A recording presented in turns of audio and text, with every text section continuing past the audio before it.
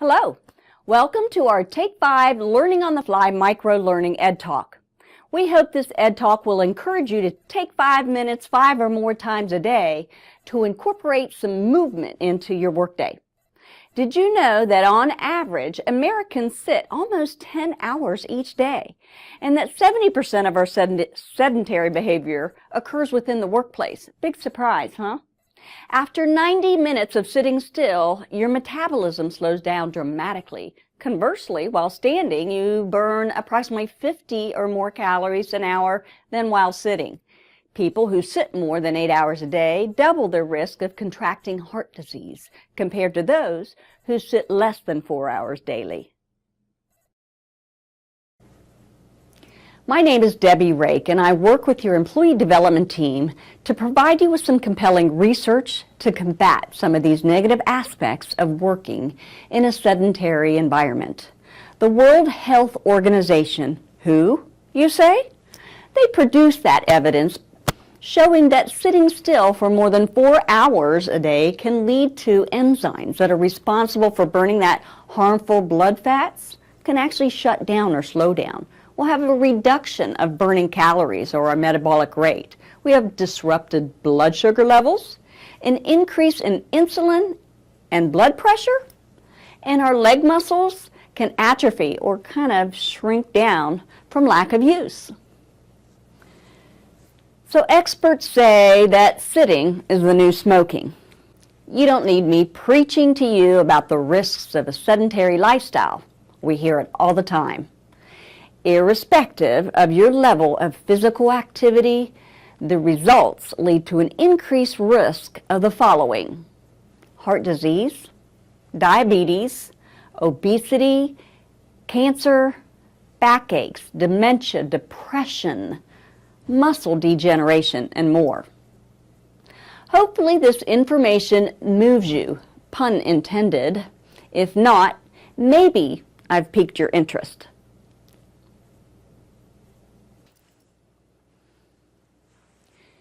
You may also be thinking, what does physical movement have to do with my work productivity, and why would our agency give a hoot if I do my work sitting still all day, or if I dare to incorporate some movement into my day? There are many obvious benefits for the employer. A healthier, happier employee tends to be more engaged and productive. But we'll save these topics for another academy training. Believe it or not, according to the author Susan Rake, incorporating more movement into your day enhances our ability to feel calm and clear-headed. Movement, even a brisk walk around the office, can increase brain stimulation, creativity, and our ability to refocus and learn once we're re-engaged at the workstation. This Ed Talk will walk you through, pun intended, ways to incorporate movement into your workday, even if it's spent in cube land. Take 5 encourages you to take 5 minutes 5 times throughout your workday, or to take 5 of the following movements that we'll do together and weave them into your daily work routine. The easiest start, if your work site and environmental safety allows, would be to take a brisk walk, even if around your floor. Think of it as a means of getting your blood pumping and a bit more brisk movement. In Cubeland and office, let's give these activities or stretches a try that I'm about to share with you. So as I promised, we're going to start with the upper body. But before we start any of the stretching routine, or actually any physical activity for that matter, it's always good to listen to your body. You want to be sure that you're not taking any stretch too far that it's going to give you pain or injure you or bother you later. So just take each stretch until you have a nice comfortable pull that you feel good with, all right? So this whole Take 5, what I want you to do is try to incorporate some of them into your daily work routine, all right? Squeeze them in where you can. So we're going to start first with the neck. So always want to have proper body alignment. So normal posture, nice long spine, chin and chest up a little bit, shoulders rotate back and down, kind of squeeze those shoulder blades together behind you. So you got a nice long tall posture. So to begin with, we're going to take the chin over the right shoulder. It's going to look left to you, but it's my right. Looking over to the right and just even with your eyeballs looking behind you, right? And bringing it back to the center. And as you rotate your head over, so the chin is over the shoulders, you want to be sure that this shoulder doesn't rotate. Keep it back and down and bring it center. So I try to do a little bit on each side. So it's just a nice kind of, it's not speed work here, but it's a nice pace. So if you want to try to set a tempo, think of singing the ABCs, right? So if you were to do a couple repetitions on each side, you'd get like an A, B, C, D, E, F, G, H, I, J, K, L, M, N, O, P, Q, R, S, T, U, V, W, X, Y, and Z. So something to go by, all right? So we got a little bit of rotation there through the neck. Now we're going to hit a little bit of a lateral stretch, which will open up through that neck a little bit longer, a little lower.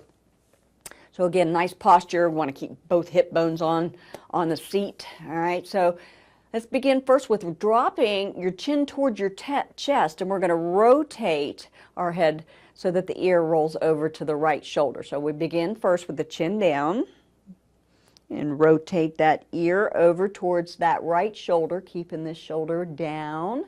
Now take the right hand and you want to place it gently, very gently, not adding too much resistance, but just a little here on the top of your head at that left ear, and you're extending the left arm kind of at an angle down towards the floor. So you got a great stretch here from the jawbone all the way down through the neck, the shoulder, and out through the fingertips. You kind of wiggle those fingers a little bit, keeping that circulation going.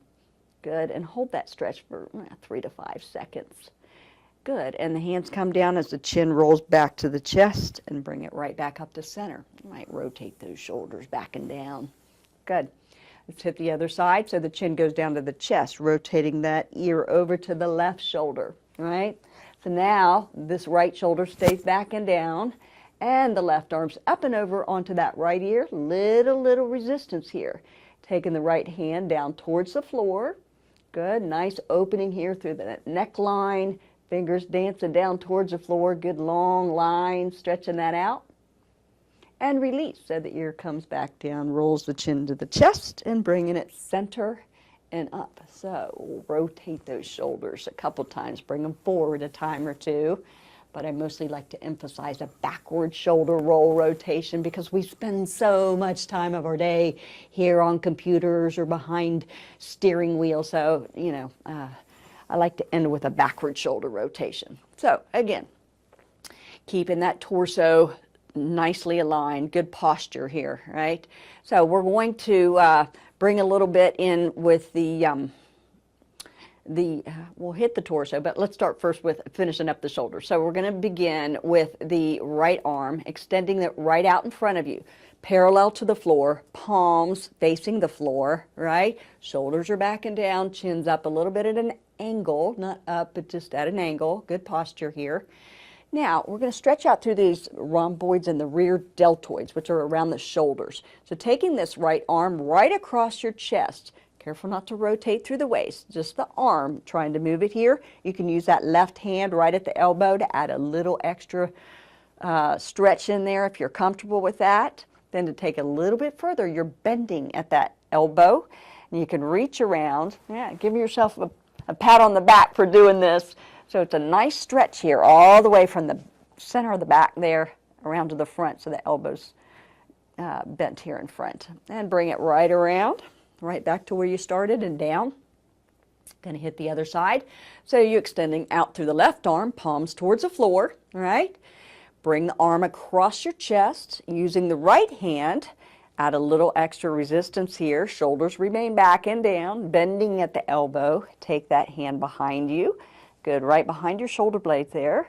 You feel a good stretch here all the way through that rear deltoid, even through the back part of the upper arm at the tricep. Good, I'm bringing it back center. Shake that out. So we'll hit the tricep a little bit further, all right? So now what we're going to do is extend that right arm. So this one really focuses on those triceps, the back part of the upper arm. So as that arm's extended up, I want you to think of having the bicep, the inside of that upper arm, near your ear. So the arm's back, right? And bending at that right elbow so the hand drops down behind you. You can use the left hand to add just a little bit of resistance wherever you're comfortable to press that tricep back and down. Real easy for those shoulders to want to sneak up next to your ears here. Try to keep them back and down as you stretch out through the back of that tricep and the upper arm here. Alrighty? So you hold that for about 3 to 10 seconds, wherever you feel that starting to release and loosen up. And you can bring that right arm back down, and we're going to hit the other side. So the left arm goes straight up overhead, long spine, all right? Bending at the elbow here on the left side, you can add a little bit of resistance. That biceps near your ears. Add a little resistance. The hand's right there on your back, right here. Good. Good stretch here through the back part of the upper arm. Good. Extend back up and drop it down. You can do a couple shoulder rotations again just to shake that out. All right, so that's neck and shoulders a little bit there. So now we want to try to hit the torso. All right, so this whole midsection. We're going to begin, very important on this part, because we got a little bit more of our body moving here to keep your sits bones, those hip bones squarely planted into your chair so that you're not running a risk of tipping here. So the heels are flat on the floor, the knees right over top of the heels, nice spinal alignment, shoulders are square, back and down, right? So what I want you to do here, if you have arms of a chair, great. If not, you could actually grab the outside of the chair, but we're going to start by going towards the right and hitting a lateral stretch through the waistline. So your right fingertips are towards the floor, right? So to begin with, we're leaning directly sideways. Real easy to kind of lean forward as you do this, but we're going to try to stretch through the waistline. So think laterally. So we're going sideways here, right? Once you get a little bit of a stretch here, hopefully you've got some arms to your chair. If not, you could use the right hand to support your upper body there. Now I want you to take this left arm, the opposite arm on the outside that you're leaning, take it up over towards the ceiling and reach out. Good, so you get a long lateral stretch over towards the right side, but you get a good stretch here through that left waistline, or your obliques, as they're called. Good, and once you get a good stretch there, reach it up, long stretch, and bring that back down. Hit the same thing on the left side. Remember to squarely support yourself. To begin with, all right, you can lean down towards the left side, laterally, directly sideways. Careful not to lean forward.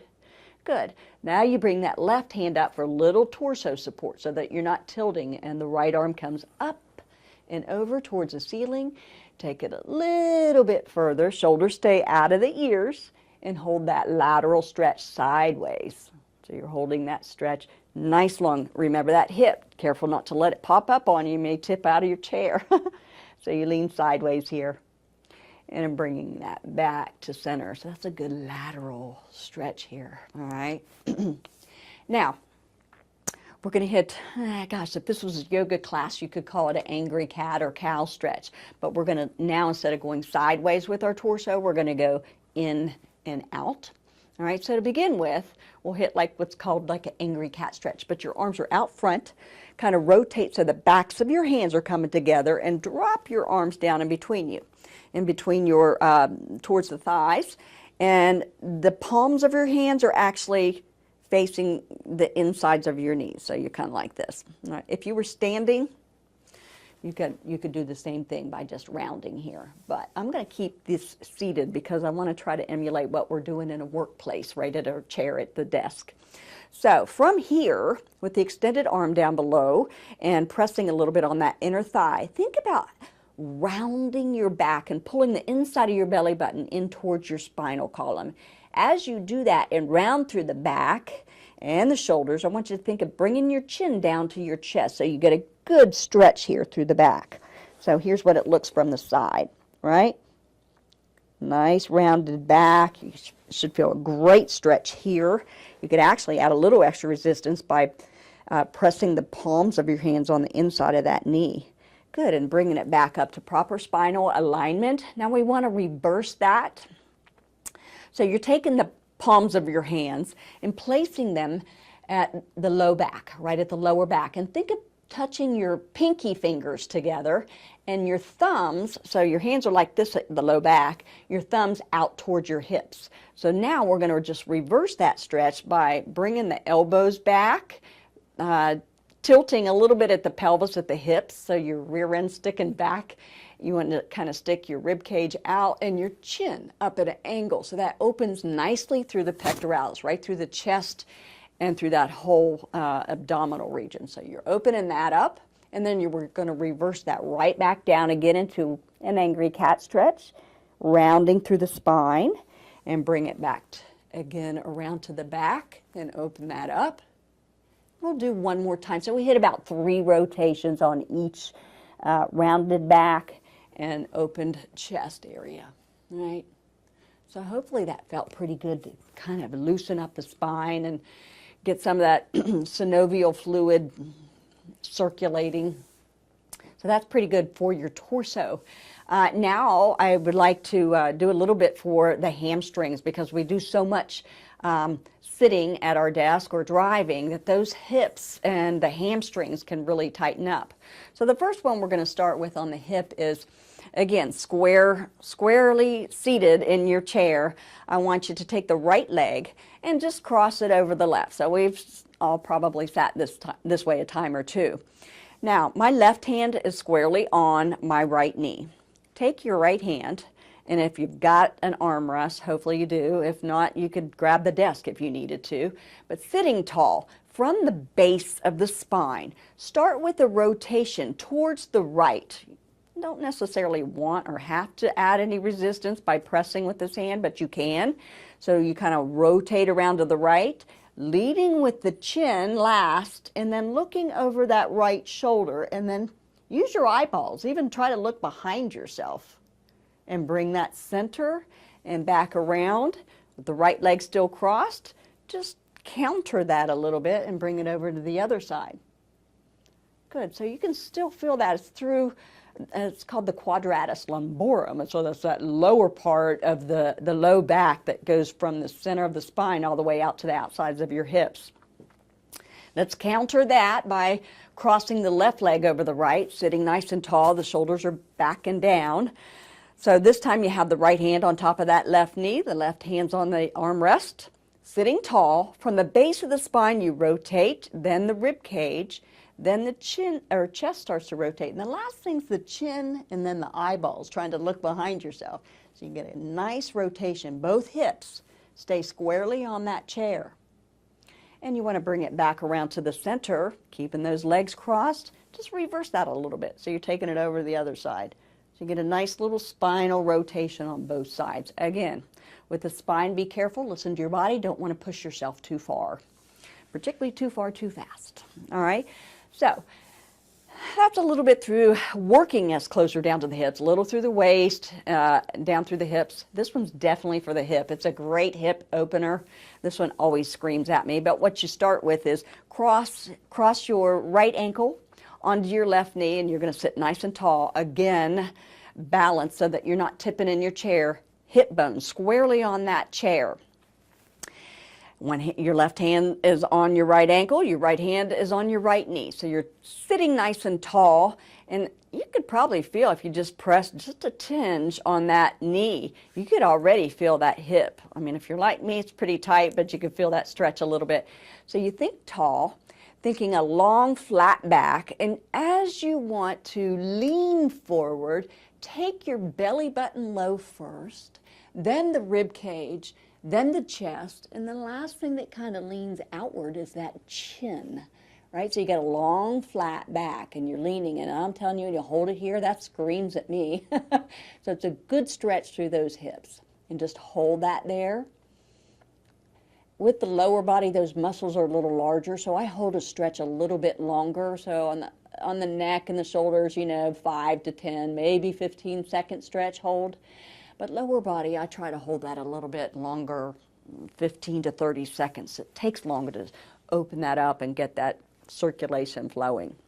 I'm going to hit that on the other side. So the left ankle rests right squarely on top of that right knee, placing that left hand. If you notice, a lot of times one side's tighter than the other. My left side's a lot tighter, so my knees popped up a little higher.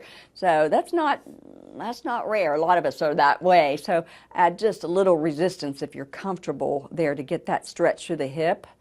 So again, you're leaning forward, long flat back, belly button's low first, rib cage next, then the chest goes low, and last the chin. So you've got a nice long stretch and a flat back here. Try to keep those shoulders back and away from your ears, because as we get tight, we tend to kind of crunch it up. So try to stretch it out and think of elongated muscles, because that's what we're going for here. All right, so you should feel that stretching out nicely through the hips, right across your rear end, right? So you're sitting nice and tall, and bring that back up to a seated position. Good, and shake that out. Good, so we've hit the back and the low area. Hamstrings. So what I'm going to do now, pull if you've got a trash can, or if you've got another chair in your cube or office, bring that out in front of you. So we're going to open up those muscles in the back part of the upper thigh and the hamstrings, right?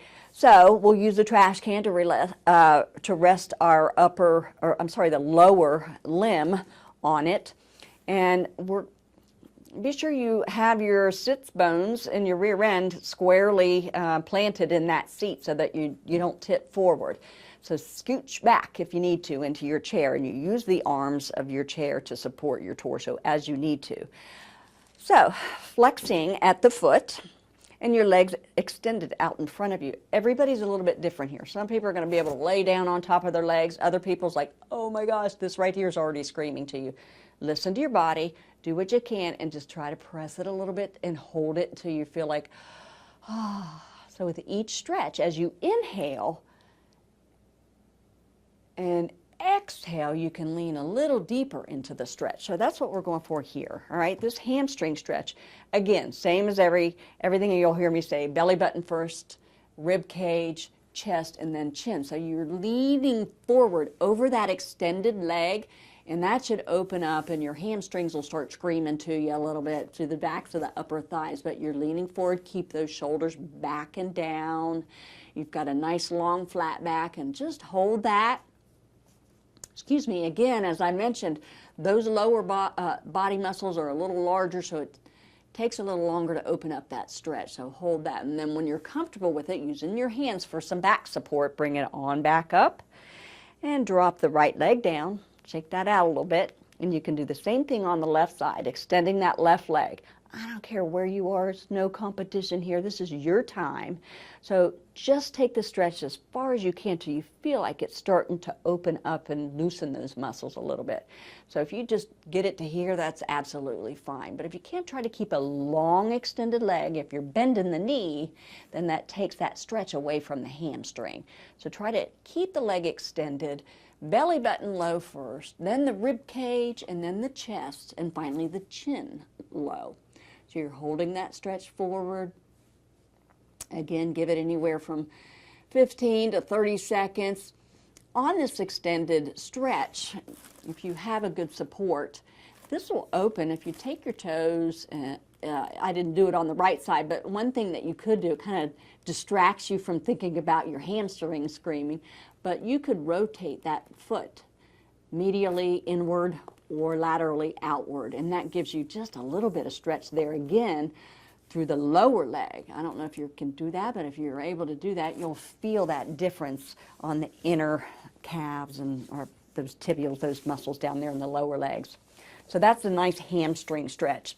Again, you could do that one if you're standing. If you've got a desk near you or the back of your chair, you would bend your knees a little bit for some balance and extend that leg out front, torso low, long flat back, belly button, rib cage, chest, and chin, and holding that, whether it's a desk for support or your chair, and rotate that in and out. So you could do this standing or sitting. But again, like I said, we're trying to keep it all here in a chair so that you can simulate this in your own workstation. we're about there. The last little thing that I want you to do is just get a little circulation through those ankles. So again, your knees right over top of the heels. And so what I want you to do here is keeping your toes down, the balls of your feet, lift your heels up. So it's kind of like a little calf raise, all right? So the toes are down. Now you're going to counter that. Bring the heels down and pull your toes back towards your shins.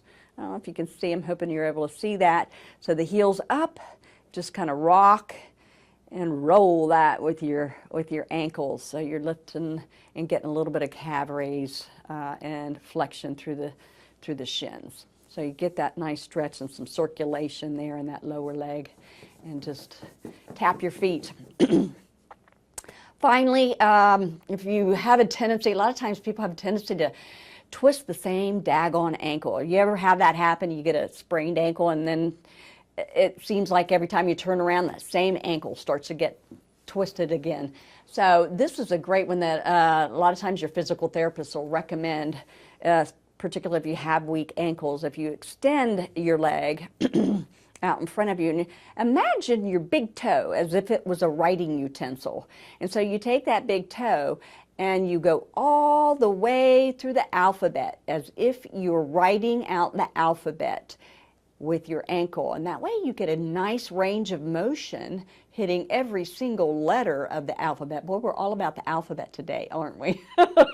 Singing it for the neck stretches or doing ankles. But you can do all kinds, I mean, you hit those letters, you're going to get them all, and do it on both sides so you can balance that out. But those are some neat stretches that you can do right in your workstation. I hope you enjoyed it and can incorporate them throughout your work routine. You don't have to do them all at once. You can pick 5 of them and do it.